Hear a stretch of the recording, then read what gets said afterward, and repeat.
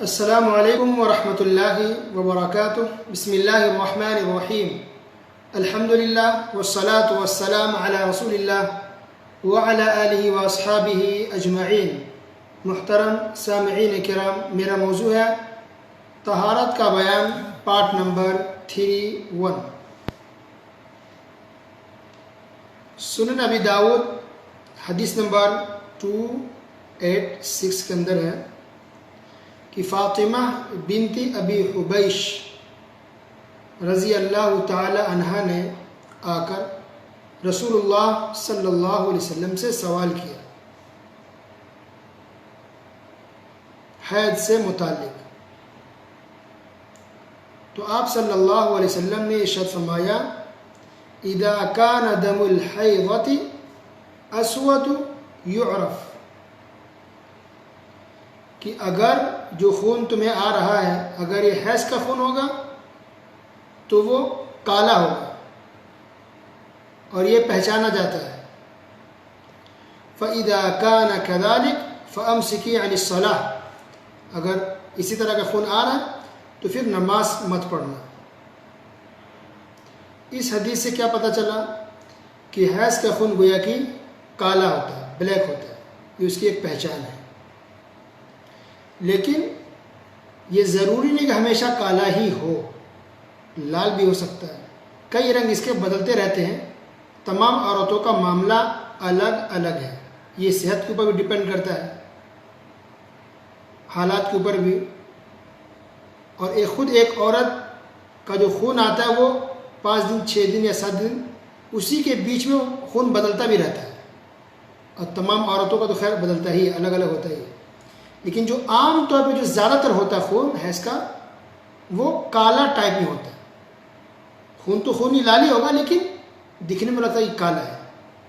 तो अब खून की क्या पहचान है, ये बात इसलिए बताई जा रही है क्योंकि बहुत सी ख़वातीन कन्फ्यूज़ हो जाती हैं, शक में पड़ जाती है कि यह हैज़ का खून है या इस्तिहाज़ा का खून है या किसी बीमारी का खून है। क्योंकि अगर हैज़ है तो नमाज नहीं पढ़ सकती, और अगर हैज़ का खून नहीं है तो फिर उनको नमाज पढ़नी पड़ेगी। अगर रमज़ान है तो रोज़ा रखना पड़ेगा, बाकी काम करना है। बहुत अहम मसला है। तो अब किस तरह का खून हो सकता है हैज़ का, देखिए। नंबर 1 कि क्या पहचान है, मतलब हैज़ का और क्या क्या पहचान है। कई पहचान उसकी है। आमतौर पे ख़वातीन इसको समझ सकती हैं, लेकिन और अच्छे से समझाने के लिए या जिनको नहीं मालूम है, शक शुबा में रहती, कन्फ्यूज रहती है, उनके लिए बात की जा रही है कि एक तो हैज़ का खून गाढ़ा होता है, यानी खून मोटापन उसके अंदर होता है, गाढ़ा। नंबर 2, इसके अंदर बदबू पाई जाती है, स्मेल आती है, बदबू। नंबर 3 कि ये या तो बिल्कुल लाल होगा, बिल्कुल लाल रेड से कट जाए, हाथ करता खून निकलता है, वैसा खून होगा। या फिर लाल के साथ कालापन होगा, जिसको कहते हैं सियाही माइल। लाल के साथ कालापन, सियाही माइल। लाल तो है ही, लेकिन ब्लैक टाइप का दिखने में लगेगा, जैसे कभी हदीस के अंदर गुजरा कि काला टाइप नजर आए।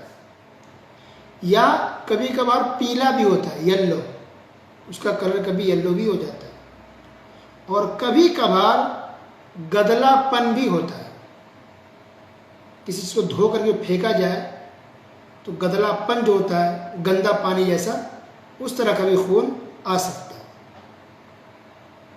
तो कोई ये ना समझे कि बस सिर्फ लाल आया तो ही है, बाकी सब आम खून है, नहीं, ये सब हो सकते हैं। तो या तो बदबू, आमतौर पे बदबू पाई जाती है, इससे पहचान होगी। दूसरे की गाढ़ापन होता है, मोटापन, बिल्कुल लाल होगा, या फिर लाल के साथ सियाही माइल, कालापन होगा, काला काला टाइप दिखेगा। या फिर कभी कभार येलोपन भी उसमें होता है, पीला टाइप, जर्दी माइल, और कभी गदलापन होता है। इस तरह के हैज़ के खून का रंग अलग अलग हो सकता है। आज ये, कल कुछ और, परसों कुछ और, ऐसा हो सकता है और ऐसा होता है।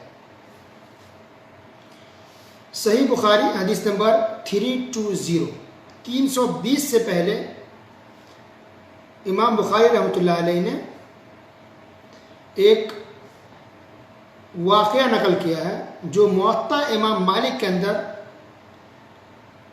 मौसूलन मौजूद है, यानी सनद के साथ है। मुअत्ता इमाम मालिक हदीस नंबर 50।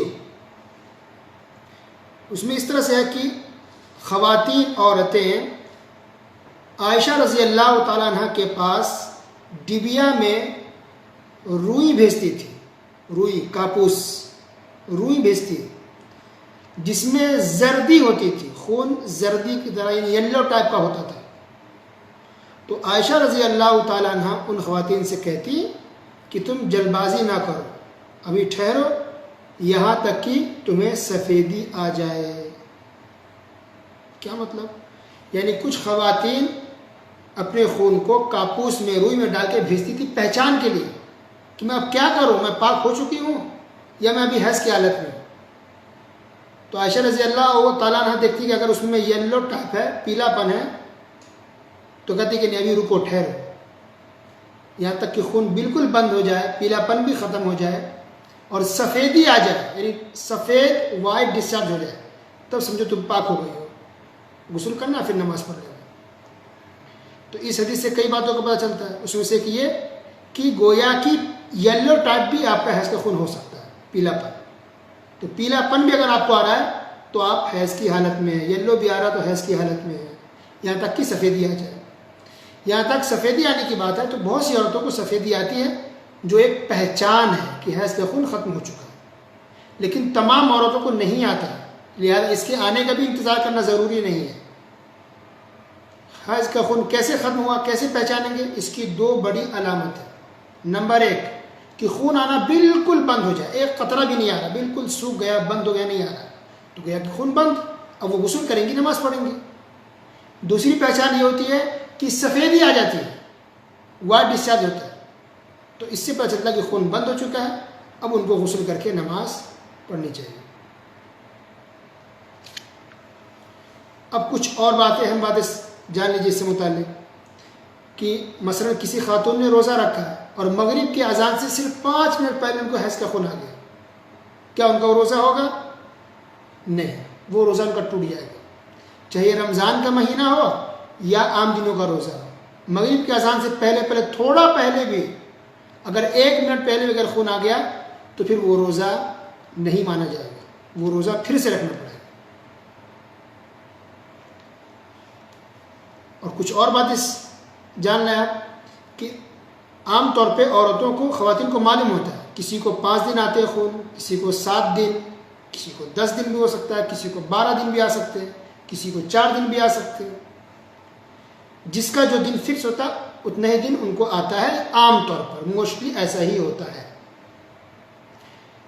ख़वातीन परेशान तब होती है जब जितने दिन आने थे उतने दिन नहीं आते, कम ही आते, या फिर जितना आना चाहिए उससे ज़्यादा हो जाता है, उस वक्त भी परेशानी आती, सवाल करती क्या करें, हम नमाज़ पढ़े या ना पढ़े। तो अब समझ लीजिए कि जो डेट है, मिसाल के तौर पर किसी को 5 तारीख को किसी को आता है 5 को, हर महीने 5-5, तो ये भी हो सकता है कि 4 तारीख को ही आ जाए, या ये भी हो सकता है कि 3 तारीख को ही आ जाए, पहले आ सकता है। तो ये पहले आ गया ना तो फिर आप नमाज छोड़ दीजिए, अब नमाज नहीं पढ़ सकते। ज़रूरी है वो 5 को ही आए, आपको 1 दिन 2 दिन 3 दिन पहले भी आ सकता है। दूसरी बात कि लेट भी हो सकता है, मसलन 5 को आना था, 5 को नहीं आया, 6 को आया, 7 को आया, या मसलन 8 को आया। तो अब कोई इंसान 5 को आता था किसी को, तो 5 से ही नमाज ना छोड़ दे बगैर खून आए, नहीं, जब खून आएगा तब नमाज छोड़ना, उससे पहले नहीं। तो गोया कि किसी को 2 दिन 3 दिन लेट भी आ सकता है।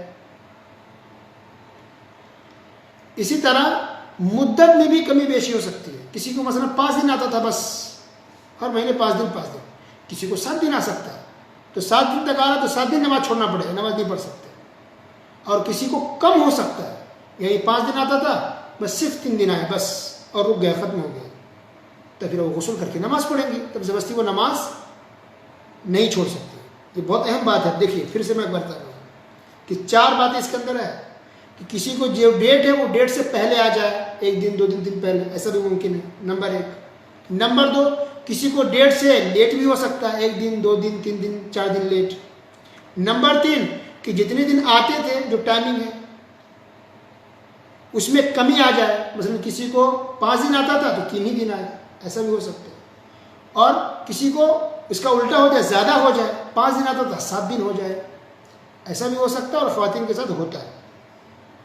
तो अब सिर्फ आप डेट लेकर के ना चलें, कहने का मतलब ये है आप यकीन के साथ चलें, जिस तरह से खून आ रहा है उसके हिसाब से अमल करना है। इन बातों का अगर ख्याल रखें तो इंशाअल्लाह परेशानी नहीं होगी, नमाज़ पढ़ने में, रोज़ा रखने में, बहुत सी चीज़ों में इंशाअल्लाह आसानी हो जाएगी। अल्लाह ताला सुनने के साथ साथ समझने की और अमल करने की तौफीक अता फरमाए। आमीन। व सल्लल्लाहु अला नबीना मुहम्मद व अला आलिहि व सहबिहि अजमईन। वस्सलामु अलैकुम व रहमतुल्लाहि व बरकातुहू।